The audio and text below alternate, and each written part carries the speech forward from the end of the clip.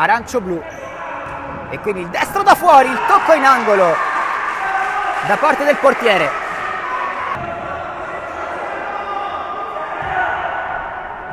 Gran colpo di tacco, il destro, il gol! Ha segnato la Fenice che si porta in vantaggio con Salvagno.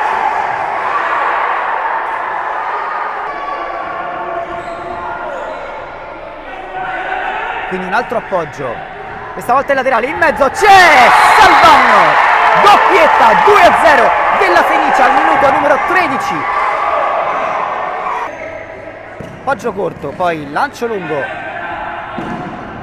quindi l'arrivo da parte di Salvagno che ci riprova di nuovo, pericolosissimo il numero 15.